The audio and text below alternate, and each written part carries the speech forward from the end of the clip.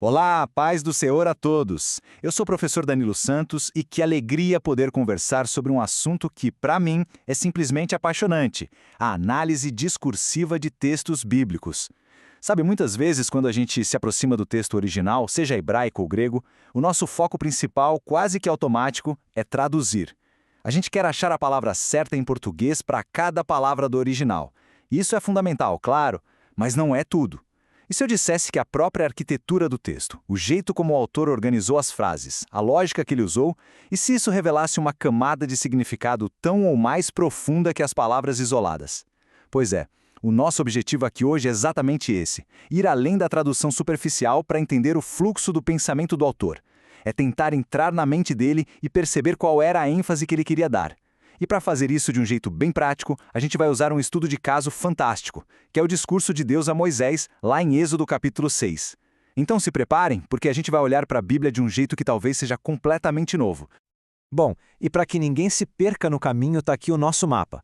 Nosso roteiro de hoje está bem direto. Primeiro, a gente vai firmar os fundamentos, ou seja, entender o porquê de tudo isso. Depois, vou apresentar uma ferramenta gratuita e sensacional, o Bible Arc, que vai facilitar demais a nossa vida. Em seguida, a gente mergulha de cabeça na análise prática de Êxodo 6, que é o coração da nossa aula. Na seção 4, a gente vai ver o resultado disso, a estrutura do texto se revelando. E como a gente gosta de ir fundo, na seção 5 vamos ver um pouquinho de análise morfológica, para ver como a gramática hebraica é linda e nos ajuda.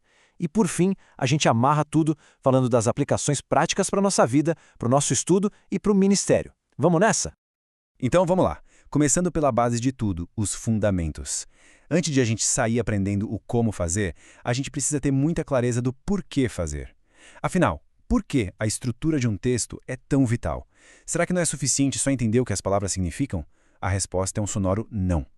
Pensa comigo, a maneira como um autor organiza as ideias dele faz parte da mensagem. É que nem olhar para uma catedral.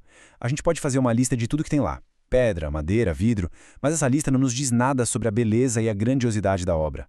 A gente só entende de verdade quando observa a arquitetura, o jeito como cada pedra, cada viga, cada vitral se encaixa para formar um todo magnífico. Com a Bíblia, a lógica é a mesmíssima. A estrutura não é um enfeite, ela é parte da revelação. Essa pergunta aqui é o que move todo o nosso esforço. Quem estuda a Bíblia a sério já passou por isso, não é? A gente senta com o texto original, traduz palavra por palavra, e aí vem a grande questão. Tá, mas e agora?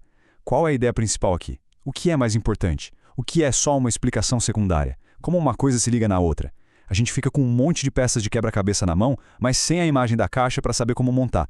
A análise discursiva é justamente a foto da caixa. Ela nos dá a planta baixa do argumento do autor, revelando a sua lógica interna e, o mais precioso de tudo, mostrando onde ele colocou a ênfase, onde o Espírito Santo quis que a nossa atenção estivesse focada. Ok, então vamos definir isso de um jeito bem claro. O que é, afinal, essa tal de análise do discurso? É isso aí, é o estudo da estrutura de um texto para descobrir o fluxo de pensamento, as partes principais e as subordinadas e, por fim, a ênfase teológica que o autor quis dar. A analogia da planta baixa continua perfeita. Uma lista de materiais de construção como tijolo e cimento não nos diz como a casa é, mas a planta baixa mostra. Ela mostra qual parede sustenta o quê, onde ficam os quartos, onde fica a sala, ela mostra a relação entre as partes. Do mesmo jeito, a análise discursiva mostra como cada oraçãozinha do texto se relaciona com as outras para construir a ideia principal. E por que isso é tão crucial? Porque isso é uma questão de fidelidade. Isso nos impede de chegar no texto com as nossas próprias ideias e nos força a seguir o raciocínio que o próprio autor inspirado por Deus estabeleceu. Resumindo, para interpretar a Bíblia com fidelidade, a gente precisa entender não só o que foi dito, mas como foi dito, porque o como revela a ênfase. Muito bem, agora que a gente já entendeu o porquê, vamos falar um pouco sobre o como. Chegamos à nossa segunda sessão e vamos falar de ferramentas.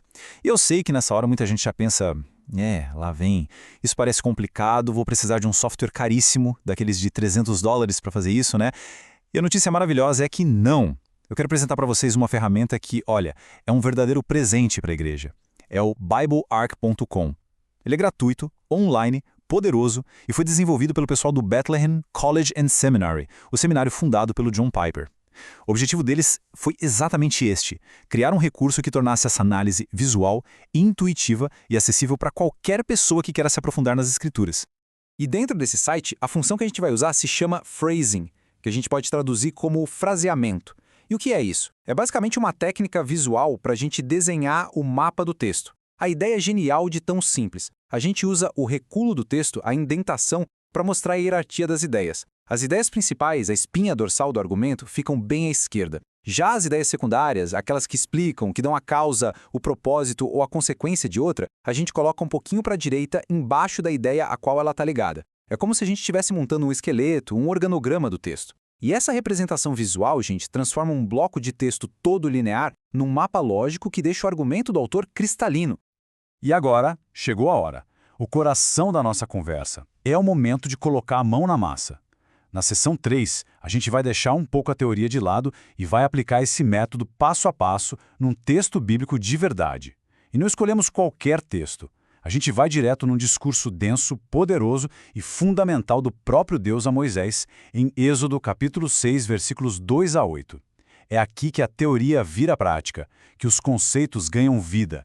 Vamos juntos? E o processo todo é maravilhosamente simples. Dá para resumir em apenas 2 passinhos. Primeiro passo, divisão.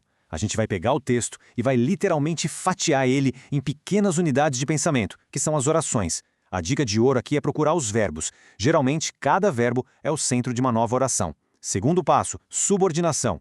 Depois que a gente fatiou o texto, a gente começa a organizar os pedaços. Para cada pedacinho, a gente vai fazer a pergunta-chave. Você aqui é uma ideia principal, independente, ou você está aqui para servir a outra ideia, para explicar, para modificar, para apoiar? E aí, usando o recuo, a gente monta a hierarquia visual. Simples assim, divisão e subordinação. Esse é o nosso plano de ataque. Então vamos lá, na prática. Passo 1, divisão. Dê uma olhada na tela. Pegamos os versículos 2 e 3 de Êxodo 6 e começamos a fatiar. A primeira oração, e falou Deus a Moisés. O centro dela é o verbo vaiadaber. Próxima, e disse a ele, com o verbo vaiomer. Depois, uma oração sem verbo explícito, uma oração nominal. Eu sou o Senhor. E em seguida, e aparecia a Abraão, com o verbo vaera. Por enquanto, a gente só está identificando cada unidade de pensamento, cada tijolinho da construção. No Bible Arc, isso é moleza. É só dar um clique antes de cada verbo e ele já separa as linhas para a gente. É um trabalho metódico, mas é a base para tudo que vem depois. Agora vem a parte legal, onde a mágica acontece. O passo 2, subordinação. O texto está fatiado. Agora vamos organizar. As 2 primeiras orações, e falou Deus a Moisés, e disse a ele, são claramente a linha principal da história. Elas movem a narrativa. Mas e a frase, eu sou o Senhor? Qual a relação dela com a anterior? Ela é uma ação nova e independente? Não. Ela é o conteúdo do que Deus disse a ele. Então o que a gente faz? A gente subordina, dá um recuo nela para a direita e pronto. Esse simples movimento visual já mostra que uma frase está a serviço da outra. Já a oração seguinte, e aparecia a Abraão, começa um novo pensamento, então ela volta para a margem principal, alinhada com as outras ideias centrais. Estão vendo como o mapa começa a se formar? Olha só outro exemplo claríssimo de relação lógica. Lá no versículo 4, o texto diz que Deus estabeleceu a aliança dele com os patriarcas. A oração seguinte no hebraico começa com latet, que é o que a gente chama de infinitivo construto, e ele basicamente significa para dar. Opa, isso é um sinal luminoso piscando e dizendo, atenção, propósito à vista. A gente imediatamente pergunta, por que Deus estabeleceu a aliança? A resposta está na oração seguinte, com o propósito de dar a eles a terra de Canaã. Portanto, essa oração de propósito é, logicamente, subordinada à ação principal. A gente recua ela para a direita e o nosso mapa fica cada vez mais fiel à lógica do autor. Percebem como esse trabalho de perguntar sobre a relação entre as partes vai desvendando a intenção do texto? Muito bem, depois de fazer esse trabalho de formiguinha, oração por oração, com toda a passagem, chega o grande momento. Aquele momento em que a gente se afasta um pouco do quadro para admirar a obra completa. Agora a gente vai conseguir enxergar a arquitetura inteira do discurso de Deus. E é aqui, gente, que todo o poder desse método fica escancarado. Deem uma olhada nisso. É ou não é sensacional? O que antes era um bloco de texto, agora virou um mapa lógico claro e organizado. Reparem na espinha dorsal do argumento, que são as orações que ficaram mais à esquerda. Deus falou, ele disse, e aí vem o conteúdo. Eu apareci, eu estabeleci minha aliança, eu ouvi, eu me lembrei, e tudo isso culmina na grande ordem. Diga aos filhos de Israel. E todo o resto, todas aquelas promessas maravilhosas da redenção, elas estão todas subordinadas, explicando o conteúdo do que Moisés deveria dizer. Com esse mapa em mãos, a gente consegue seguir o fluxo de pensamento do autor com uma clareza que uma leitura normal, linear, jamais conseguiria nos dar.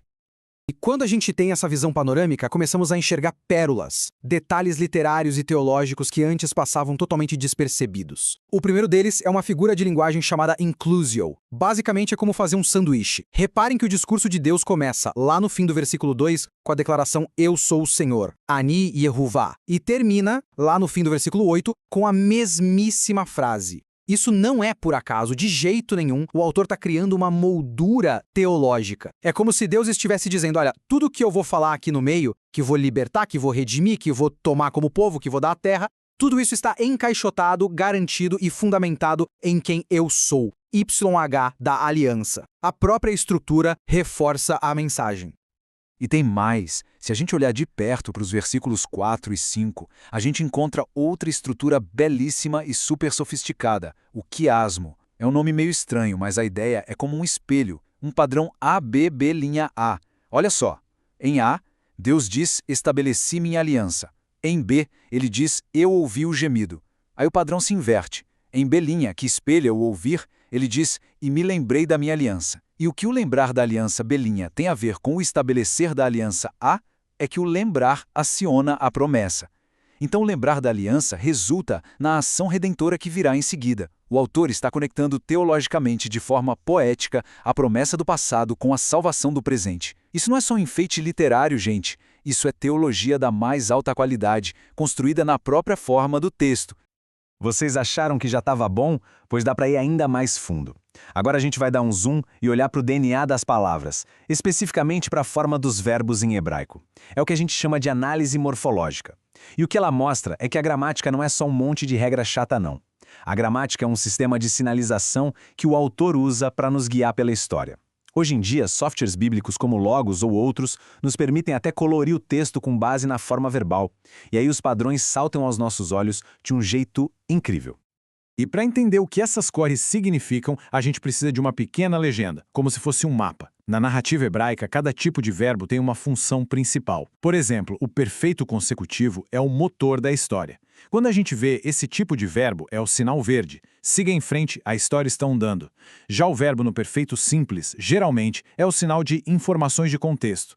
Ele descreve algo que aconteceu antes, o pano de fundo da cena. E o partícipio? Geralmente é usado para descrever algo que está acontecendo ou uma característica de alguém. Entender esses sinais de trânsito gramaticais é chave para seguir o fluxo que o autor planejou. E agora, segurem-se na cadeira. Olha o que acontece nos versículos 6 a 8 de Êxodo 6. Quando Deus diz a Moisés o que ele deve falar ao povo, ele dispara uma sequência de 7 verbos, um atrás do outro, todos na forma do perfeito consecutivo, o nosso sinal verde.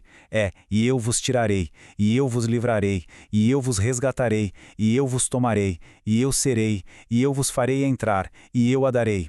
Gente, isso cria na gramática uma cadeia de ações ininterrupta, um impulso, uma força que não pode ser parada. É como uma locomotiva divina que pega embalo e vai até o fim. Não é só uma lista de promessas, é a própria linguagem mostrando que o plano de redenção de Deus, uma vez iniciado, é implacável e vai se cumprir. A gramática aqui está literalmente pregando a soberania de Deus. É de arrepiar. Bom, chegamos na nossa última sessão e talvez a mais importante de todas, porque todo esse trabalho técnico, exegético, de olhar verbo, de olhar estrutura, não pode ser um fim em si mesmo. Técnica por técnica é vaidade. Tudo isso precisa servir a um propósito maior, que é a edificação da igreja, o aprofundamento da nossa comunhão com Deus. Então agora a gente vai conectar os pontos e ver como essa análise toda se transforma em aplicações bem concretas para o nosso estudo pessoal e, claro, para o ministério da palavra. Para quem prega ou ensina a palavra, esse método é um divisor de águas. Primeiro, ele ajuda a descobrir de um jeito objetivo qual é a ideia principal do texto, aquela que ficou lá à esquerda no nosso diagrama, e como as outras ideias servem de apoio. Segundo, e isso é fantástico, o método te dá o esboço do sermão. Sabe aquela angústia de quais serão os pontos dessa mensagem? O texto te dá os pontos. Os pontos principais do sermão podem ser as orações principais que o próprio autor bíblico destacou. Terceiro, isso garante que a gente pregue a ênfase que o texto quis dar, e não a nossa. E o resultado final? Uma comunicação da palavra de Deus com muito mais fidelidade, clareza e poder, porque a gente está simplesmente desdobrando a lógica que o próprio Espírito Santo inspirou. E que ninguém pense que isso é só para especialistas, para pastores ou seminaristas. De jeito nenhum. Para o nosso estudo pessoal, devocional, os benefícios são gigantescos. Primeiro, nos dá uma clareza sobre o argumento do autor que a gente nunca teve. Segundo, quando a gente trabalha o texto assim, a gente retém muito mais o conteúdo. Terceiro, a gente começa a enxergar essas joias literárias e teológicas que antes passavam batido. E talvez o mais importante de tudo, isso cria um fundamento sólido para a meditação e nos protege do perigo do achismo, daquela interpretação subjetiva de para mim esse texto significa não. Vamos ancorar a nossa leitura na estrutura objetiva que o próprio texto nos oferece. Se tem uma única ideia que eu gostaria que ficasse gravada no coração ao final da nossa conversa, é esta: a forma serve ao significado. Deus não inspirou apenas um conjunto de doutrinas abstratas. Ele inspirou um texto, com estrutura, com gramática, com fluxo de pensamento. E quando a gente se dedica a desvendar essa estrutura, isso não é um exercício acadêmico frio e distante. Muito pelo contrário, é um ato de amor, de reverência. É se debruçar sobre a palavra com atenção e dizer: Senhor, eu quero entender não apenas o que o Senhor disse, mas o jeito que o Senhor escolheu para dizer. Fazer isso é honrar a palavra de Deus. E a recompensa é uma compreensão muito mais profunda, precisa e transformadora da sua mensagem. E assim a gente conclui a nossa jornada de hoje. Mas eu quero deixar uma pergunta para reflexão. Pense nisso. Como a compreensão da estrutura de um texto bíblico pode transformar o jeito como a palavra é lida, ensinada e, principalmente, vivida aí na sua igreja, no seu pequeno grupo? Qual seria o impacto se a gente, como comunidade, se comprometesse a ouvir o texto nos seus próprios termos, a seguir a sua lógica? Fica aqui o meu encorajamento. Não deixe isso ficar só na teoria. Pegue uma passagem essa semana, pode ser um salmo, um trecho de Romanos, abra o Bible Arc e comece a praticar. Comece a desenhar seus próprios mapas do tesouro das Escrituras. Foi uma alegria estar com vocês. Muito obrigado pela atenção, que Deus abençoe ricamente os estudos e o ministério de cada um. Shalom.